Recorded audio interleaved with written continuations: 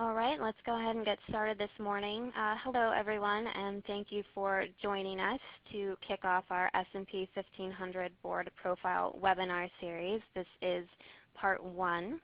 Today we'll be focusing on trends in board of director retainers and looking at the prevalence of board meeting fees. Subsequently, part 2 and part 3, we're going to be looking at committee fees as well as a more comprehensive look at board composition. So please do stay tuned for those reports as we plan to release them later in the fall. So my name is Belen Gomez. I'm the content manager for Aquilar as well as the author of the board fees report, which is part 1 of the series. We just recently released the board fees report, which you can download at any point in time out of the resource list, which you can see on the screen. So I'd like to introduce our speakers this morning. Today I'm joined by Ken Birch, President and CEO of Society of Corporate Secretaries and Governance Professionals, as well as John Sabo, Senior Consultant at Meridian Compensation Partners. And these gentlemen both partnered with me to produce the board fees report, which serves as a foundation for our presentation today, to provide their expertise and boardroom experience to add more insight and color to the data that we analyze. So Ken, John, certainly appreciate you taking the time today to speak with us. Thank you. Looking forward to it. So with that, let's go ahead and get started. So the goal for our presentation today is to present a more in-depth, comprehensive look at our board fees report. All of the data and the analyses that we'll be going through today are completed with data that we pulled from Aquilar's board benchmarking tool. So this includes detailed breakdowns of annual retainers, looking at meeting fees, initial fees for directors at both the board and the committee level. So first we'll start with the presentation of board retainers, looking at just the board level, and then taking a closer look at board leadership positions. Then we're going to look at an analysis of board retainers by S&P index, and then we're going to do an industry analysis. And then we'll wrap up with looking at board meeting fees and looking at the prevalence across the S&P 1500. We begin with looking at a breakdown of board retainers. So in our analysis of median director retainers, we found that across the S&P 1500, the median director retainer increased 29.4%. So in 2008, we saw a median director retainer of 130,000. To today, we're seeing a median retainer of 168,270. So this upward trend may be influenced by a few things. See a general increase in responsibility for the board of directors, specifically in the wake of the 2008 financial crisis. We also have legislation, Dodd-Frank, which has certainly increased the time commitment of directors, but also the exposure, the reputational risk of serving on a board. So certainly a board of a company in crisis. So we see that this increase in pay is associated with this increase in responsibility, this increase in time commitment, as well as this increase in risk. So a few other data points we want to highlight as well. Within the S&P 1500, 32% of boards now pay retainers above 200,000. So we're seeing this higher prevalence of higher retainers compared to just 19.7% 5 years ago in 2008. And then conversely, we see this percentage of companies with director retainers less than 75,000 significantly decrease. So 20.3% of companies in 2008 down to only 8.4% of companies today paying director retainers less than 75,000. So Ken, wanted to get your insight regarding this rise in director retainers. You noted in the report specifically that it coincides with this increased investor expectations, specifically noting operational knowledge, being more available to shareholders. Can you just provide a little bit more insight on these expectations and perhaps others that you're seeing and how this is influencing the board's discussion on board pay?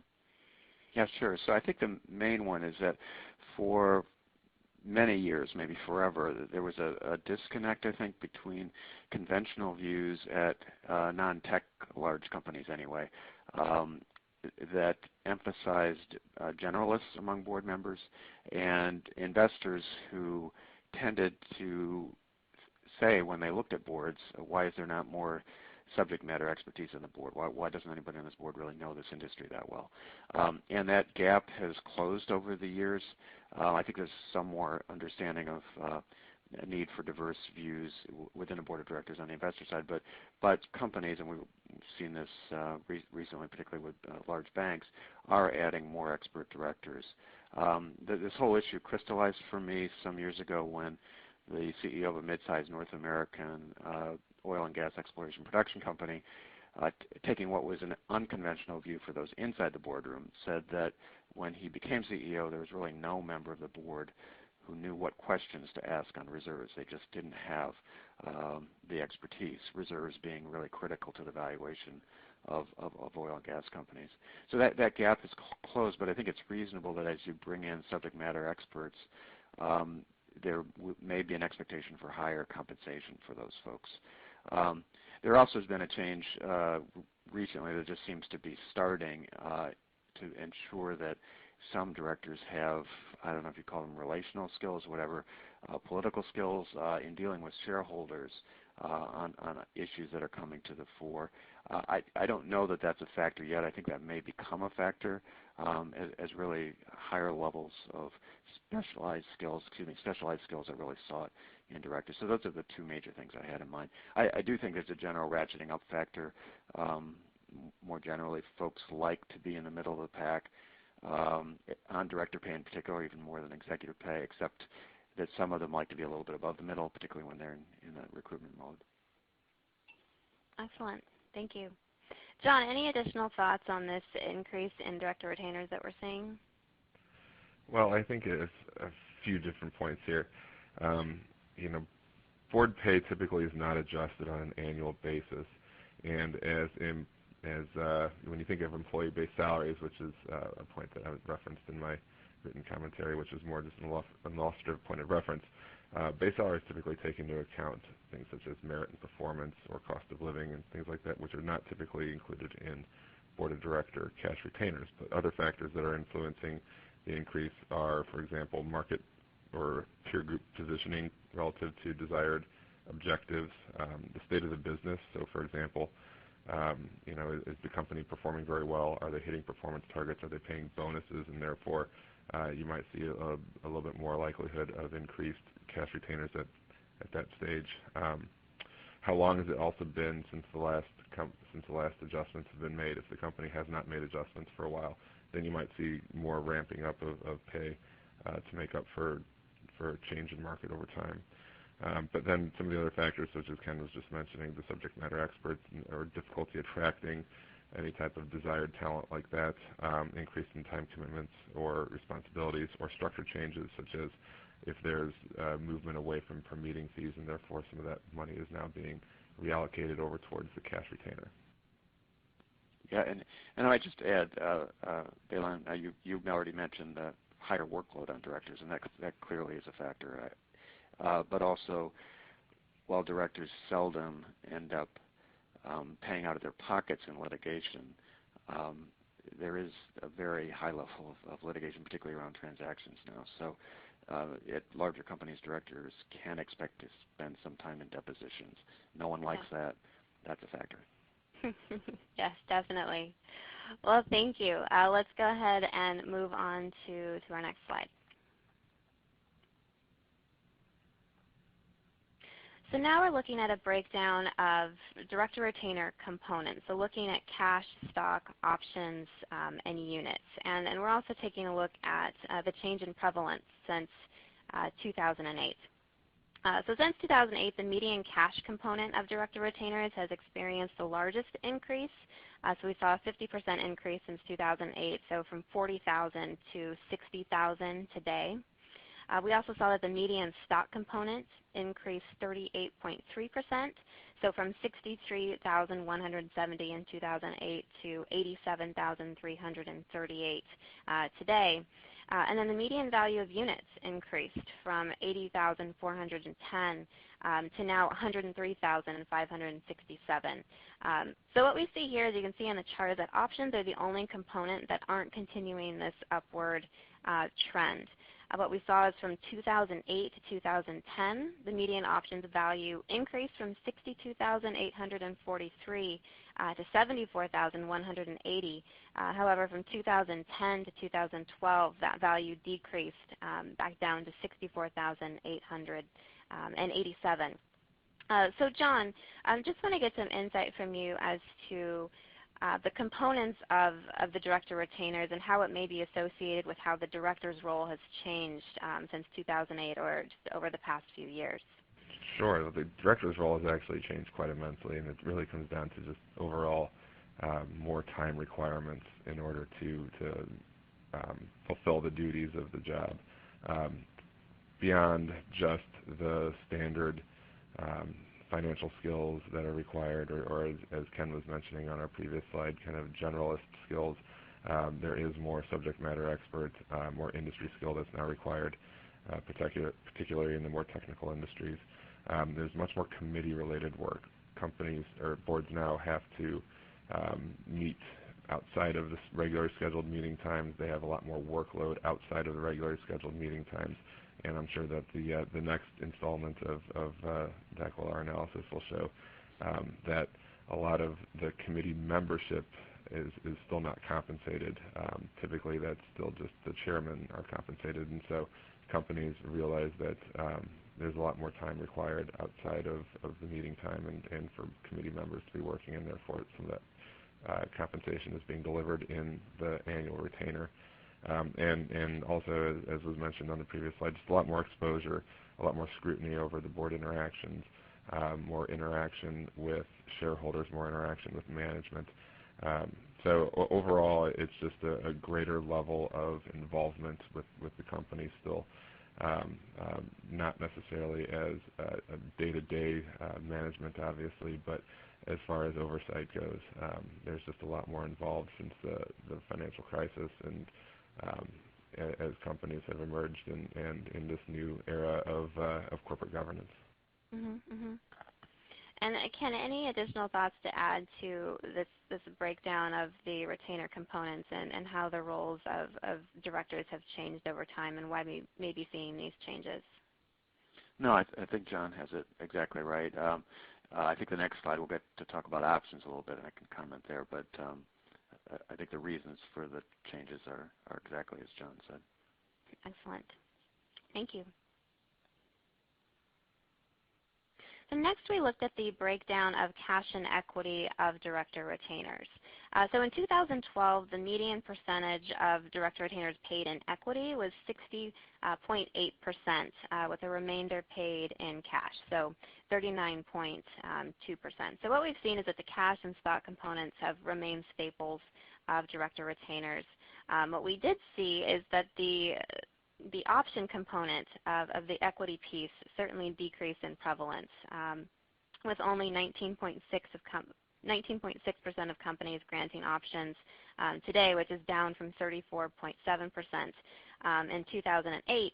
And then we're also seeing that more companies are utilizing units as a part of their equity component, so up approximately 10 percentage points from 2008, now at 42.3% of companies utilizing options. So Ken, I want to get your insight here again. You highlighted in the report specifically that this decrease in the value of options and options as a component of retainers over the past few years has really mirrored this broader trend that we're seeing in executive compensation packages.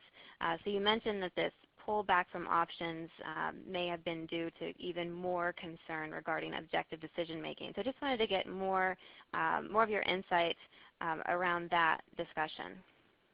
Yeah, so I think it's really two different things. So the broad decline in use of options as a proportion of the whole in executive pay and director pay relates to a view that's fairly widespread among some investors, and certainly ISS, that fixed-priced options too often reward or withhold rewards based on broad market trends, and essentially the value that is realized is a matter of luck to too great a degree.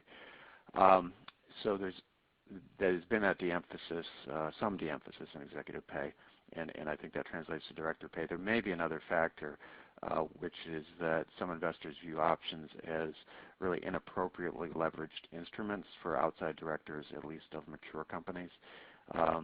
Alignment through stock ownership that is direct stock ownership is better, although particularly good, I think, from an investor's standpoint if the director has made the investment out of his or her own pocket, not necessarily as a form of pay, but it does translate into pay.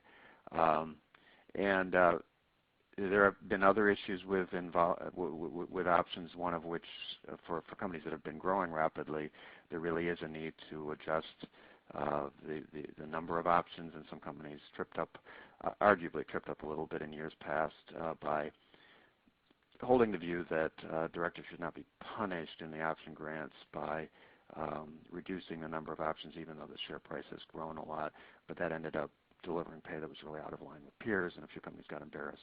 So there's some, I don't actually think that's a big factor in the decline of options, but there were some tricky issues around options for directors.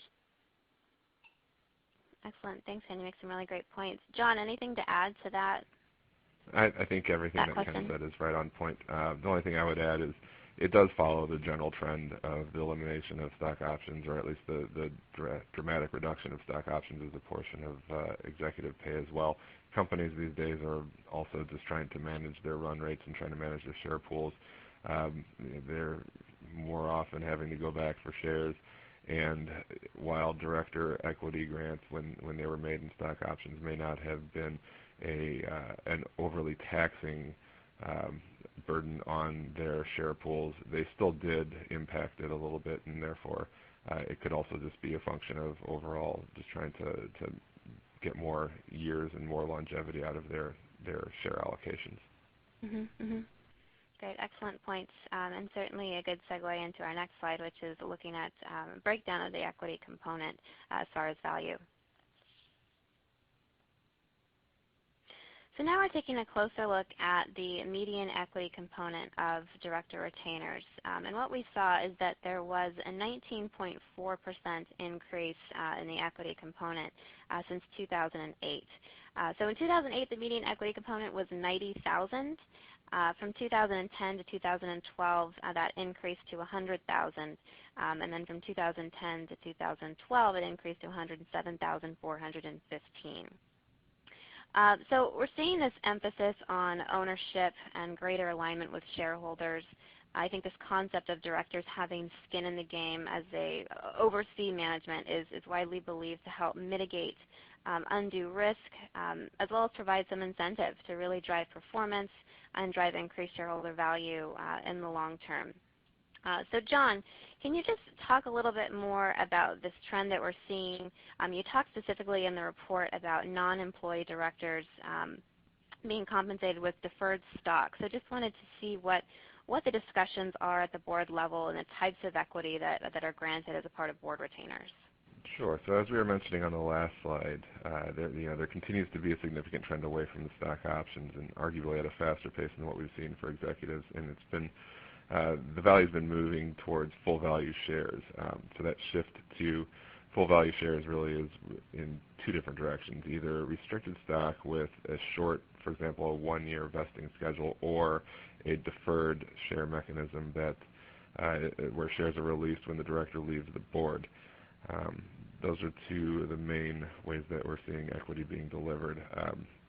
As far as the deferred shares go, the rationale behind that is that it enhances director ownership, since all the shares that are granted over the career, the tenure of the director, are all held until they leave the board. So there's a stronger alignment with shareholders there, even beyond any stock ownership guidelines that are required, which typically are capped at about 5 times the value of the cash retainer. So this really does have a stronger enhancement of share ownership. And it also potentially might have a more favorable tax outcome for the director when they do leave the board, depending upon their income at that time. The other way that we're seeing equity being delivered is more based off of a targeted dollar value as opposed to a fixed number of shares. This is intended to allow for a little bit more predictability year to year as far as what the director pay package is going to look like and how it might compare to market. Excellent, thanks. Ken, any additional thoughts on the equity increase and the different components that may go into that?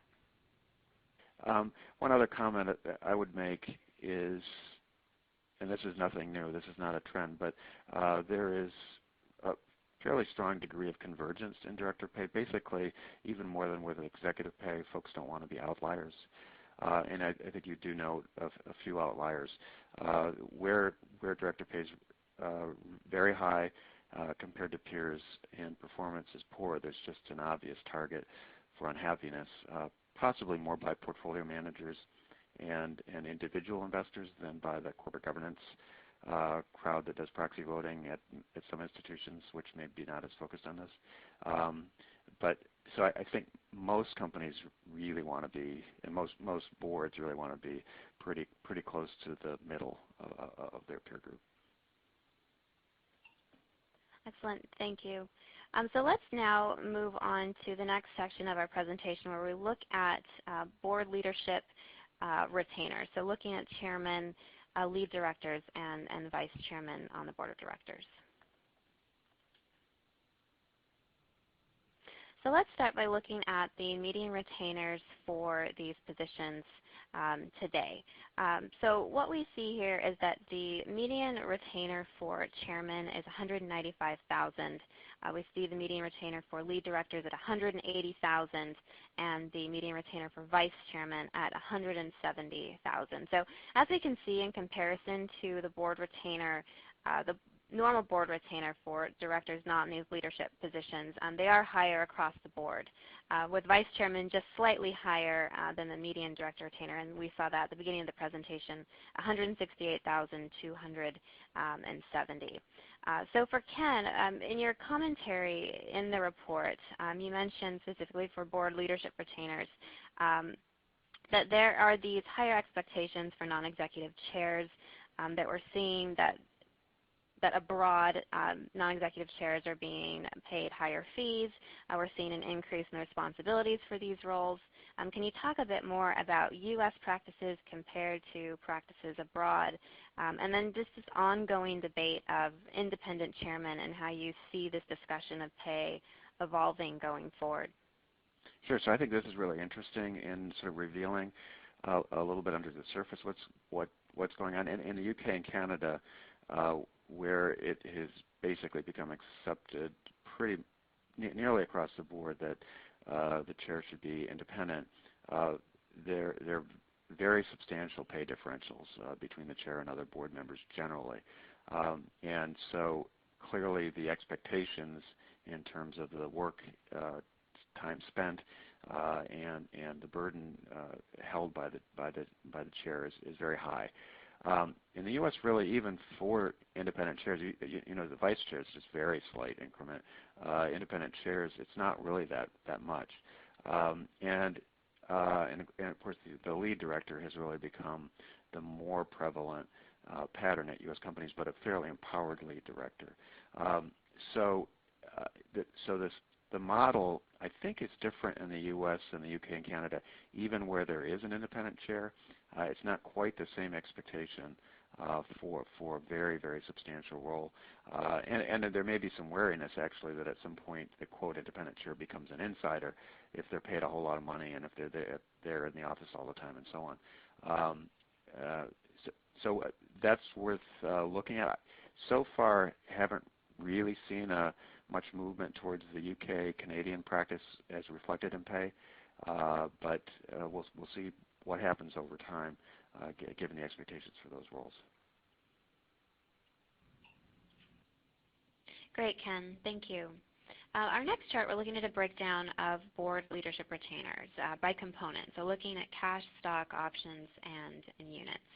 What we found in our analysis is that the median cash component of the retainer was largest for chairman at $75,000. This was followed by lead directors at $67,500, and then vice chairman with $60,000. The median stock component was relatively consistent across the board leadership positions. Chairman had $90,000. Lead directors had a median value of $89,640, and then vice chairman had a median value of $88,540. And then with the median options, we saw again here that it was highest for chairman with a median value of 69,615. Lead directors and vice chairman had median values of 66,250 and then 64,877 respectively. And then again, similarly, the median value of units was highest for chairman here again, median value of 110,020. While for lead directors and vice chairman, the median value of units was 104,400 and then 105,275 respectively. So that wraps up our analysis looking at board leadership positions. In the next section of our presentation, we'll be looking at retainers by S&P index. So in our analysis of the S&P indices, we found that for the S&P 500, the median retainer is nearly double that of small cap issuers, as you can see here on the chart. So the median retainer for the S&P 500 was 220,000. Mid-cap companies followed with a median director retainer of 160,000, and then we saw a median value of 119,280 for small cap issuers. So then we looked at how these numbers have changed over time. So looking at the change in the median director by S&P index, this analysis showed us that the largest increase in median retainers was within the small cap companies. So we saw an increase there of 32.5%. So in 2008, it was at 90,000, up to 119,280 in 2012. And then for mid-cap issuers, the median retainer increased from 126,695 in 2008 to 160,000 in 2012, so a 26.3% increase there. And then within the S&P 500, we actually saw the smallest increase in median retainer. So in 2008, they had a median retainer of 185,000, and that increased to 220,000 in 2012. So, John, I want to get some insight from you, if you can shed some light on why we're seeing this larger increase within the small cap issuers. Sure. Well, there might be a few factors at play. First is just flat out it's a competitive market. And so if smaller companies want to really attract high caliber directors or some of those subject matter expert type of directors, they're competing with some of the larger companies to do so, and then they have to adjust their pay accordingly to get those directors to join their boards. This might also be a function of companies eliminating the meeting fees and making up some of that value in the cash retainer side. Smaller companies have a higher prevalence of paying per meeting fees, and so at this point, I know this is a topic that we might be talking about in a few slides, but the smaller company segment might be the segment that's still influencing that trend, which has actually been going on for several years now. Relative to the equity component of the retainer, more small companies denominate the equity value as a fixed number of shares as opposed to a targeted value still. So this might really be also a function of stock market recovery more than anything else, because the value of the shares that have been awarded are increasing. Great, some excellent points. So continuing on our S&P index analysis, we looked at board leadership premiums. So again, looking at the positions of chairman, lead director, and vice chairman. So within the S&P 500, so the large cap companies, of those companies that do pay premiums for board leadership positions, we saw that the median premium for chairman was $160,000. The median premium for lead directors was $25,000, and the median premium for vice chairman was $75,000 in the large cap companies. Within the mid-cap, we saw that for chairman and for lead directors, the median pay premiums were $100,000 and $20,000 respectively. And then for finally the small cap companies, chairman premiums were the highest, again with a median of $50,000, with $15,000 for lead directors and then $30,000 for for vice chairman. So you can see this wide variation of premium fees paid to chairman, lead directors, and vice chairman across the S&P indices. So a few more data points to highlight. Within the S&P 500, 55.3% of companies are paying lead director premiums compared to only 46.4% in the mid-cap and 31.2% in the small cap. But then we see 27.4% of S&P 500 companies are paying chairman premium fees. So this is lower than the 35.1% of companies in the mid-cap and 42.6% of companies in the small cap. So some interesting data points for you there. So John, I want to get your thoughts here. You highlighted in the report that the likelihood of this rapid change in compensation for board leadership positions, and just wanting you to expand a bit on the changes that you're seeing now and those you expect to see going forward for board leadership positions and how the pay discussion will evolve over time. Sure. So many companies that currently don't have an independent board chair, for example, where the CEO and the chairman roles are combined, they've already added a lead director and they've established pay for that role. So it's somewhat, lead director pay is somewhat stabilized in that sense over the last few years. But as companies are pressured to separate the roles of CEO and board chair, which is a growing and mounting pressure from external parties, there will be more focus on the non-executive or independent board chair fees.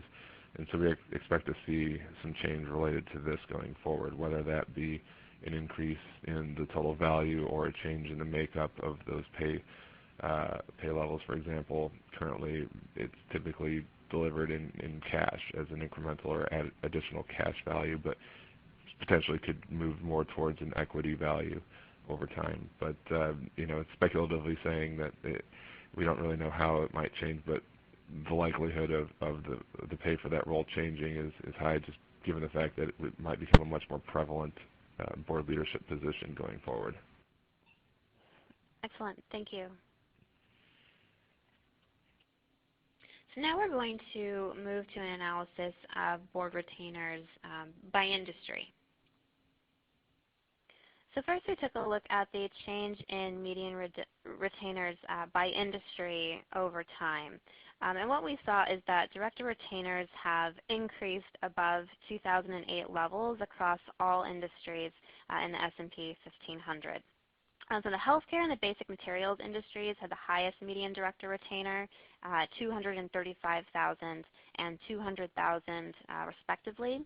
And then the lowest median director retainers we saw within the utilities and the financial industry, so 150,000 and 127,750 respectively. So the industries with the largest increases included the consumer goods as well as the financial sector, increasing 43.8% for consumer goods and 40.7% in the financial sector.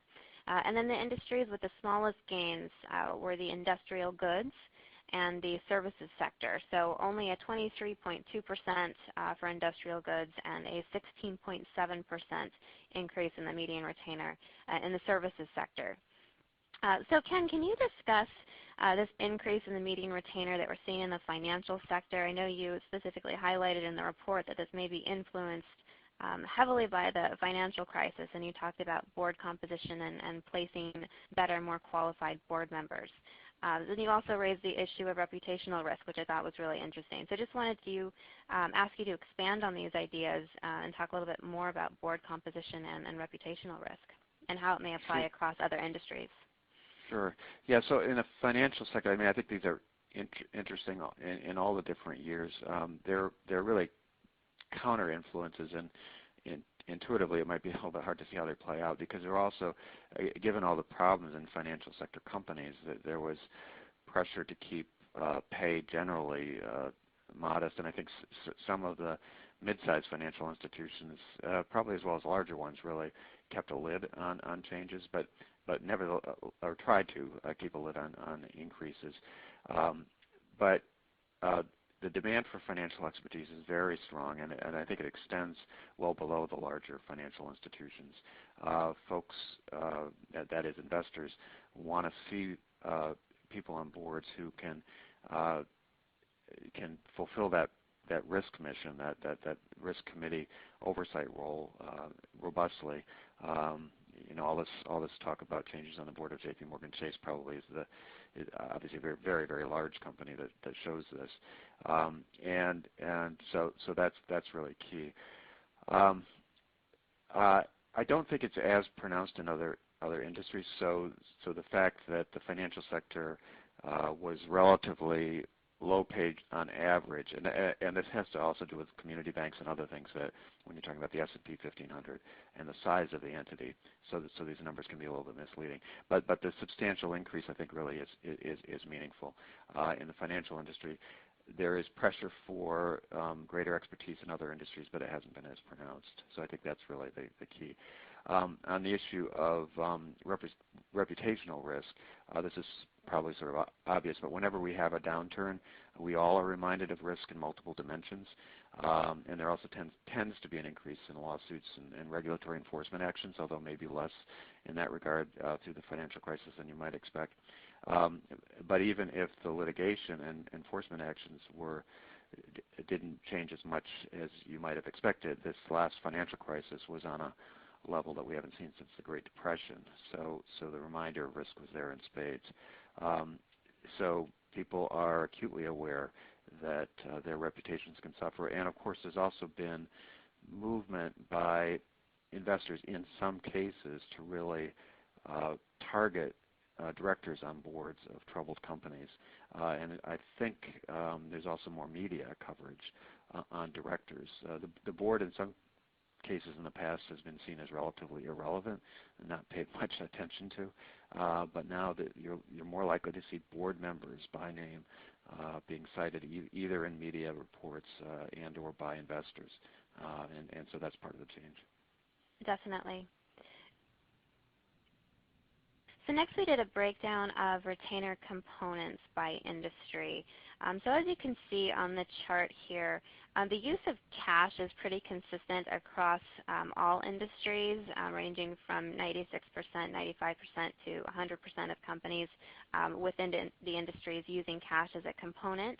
However, what we see is that the equity vehicles really vary a lot by industry.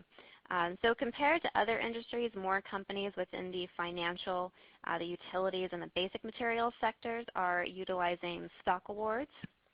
And then as for options, as we've been discussing throughout the presentation, certainly seen a decrease. About 40% of healthcare companies are still granting options compared to on the other end of the spectrum, we only see 2% of companies within the utilities industry still utilizing options, which is pretty interesting. And then companies within the technology industry are the most prevalent users of stock units as a part of director retainers. So Ken, wanted to get your thoughts, if you could discuss just the higher proportion of equity for retainers in the technology and healthcare industries. You mentioned in the report that there's this connection to the culture of using equity in these growth industries. So are there any other broader trends that you were seeing across any other industries that you could provide for us today? Well, I think one thing that just struck me looking at a different chart in the appendix that just breaks down total equity and total amount awarded in equity, total amount awarded in cash. There's actually less difference than I would expect. So, and this is not the slide we're looking at, but just to put the figure out there, the average amount delivered in equity is 64%. At utilities, it's 60%. And among technology companies, it's 72%, healthcare companies, 71%.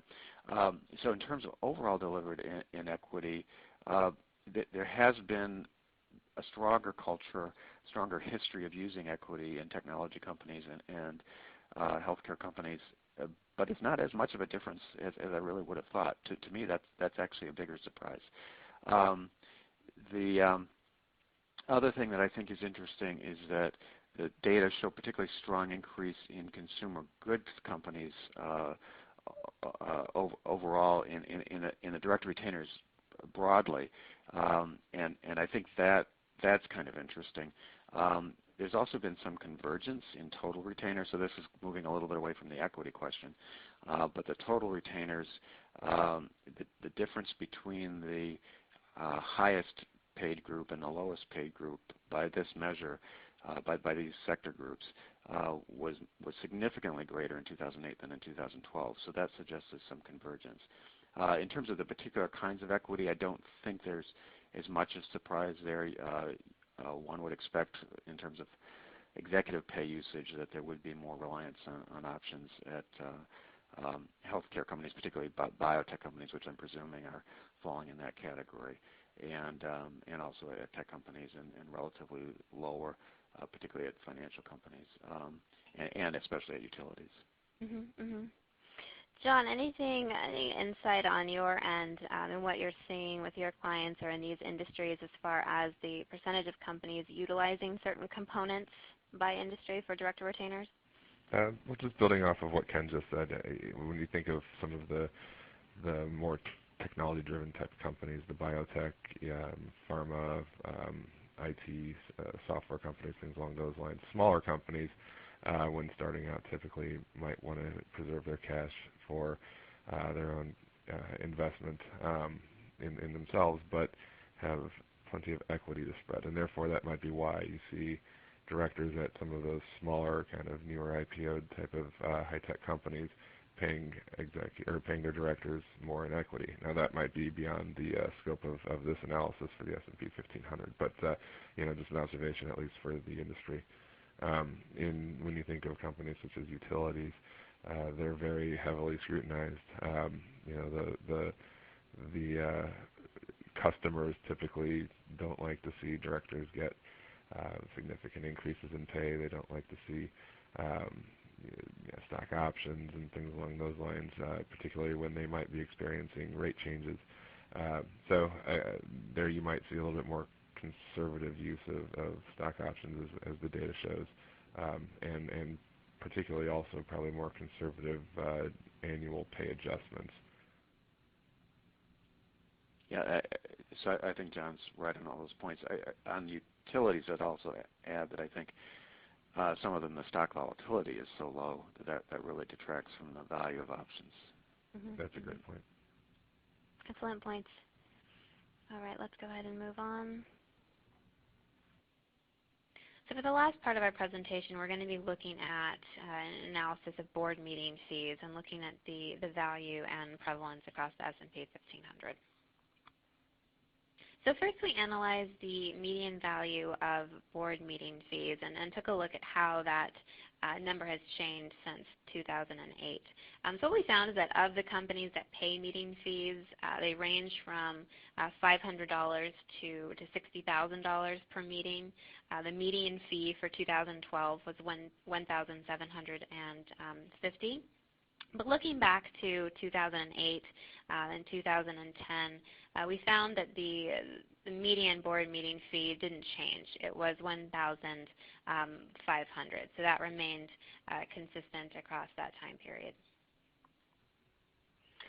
Then we did an analysis looking at the change in prevalence of board meeting fees by industry. So as you can see on the chart, it demonstrates this general trend away from board meeting fees and how it's really occurred across all industries in the S&P 1500. So what we're seeing is that board meeting fees are most widely used within the utilities and the financial industries, with 56.6% and 46% of companies using board meeting fees respectively. And then we see in the consumer goods and the technology sectors, there's the smallest prevalence of board meeting fees. So within the consumer goods, we have 34.7% of companies using meeting fees, and for technology, 27.7% of companies with meeting fees. So the utilities and financial sectors have continued to lead in prevalence of having board meeting fees since 2008, though there was a 22.4% decline for both industries since that time. And then we saw the sharpest decline in the prevalence of board meeting fees in the basic materials industry. So there was a decrease of 61.4%, or from 61.4% of companies in 2008 to only 36.4% of companies with board meeting fees in that industry in 2012. And then we also saw that within the technology industry, it remained the most consistent, although there was a decrease of 16.8% since 2008. That 27.7% of companies today within the technology industry are utilizing board meeting fees. So, John, again, want to get your thoughts and insight here. If you could expand a bit on what your thoughts are on the influencing factors causing companies to move away from a per meeting fee program. I know in the report you talked about the influence of proxy advisory firms, and perhaps if you could talk a bit about how those are factored into this discussion. I think that's really interesting. Sure. So proxy advisors really, they're typically not currently issuing comments on board pay, but instead their focus is on director attendance as it relates to director elections. So if directors are not attending at the rate that the shareholders would approve or prefer, rather, ISS definitely lets everybody know that they're not. Just flat out, directors are expected to attend. The movement away from per meeting fees really is about program simplification, and also similar to the trend of equity being granted as a targeted dollar value as opposed to a set number of shares. It also leads to more predictable pay or more stable pay values year on year. Other factors, obviously, are that time commitments have increased outside of the meetings. Committees have grown. Committee work has grown.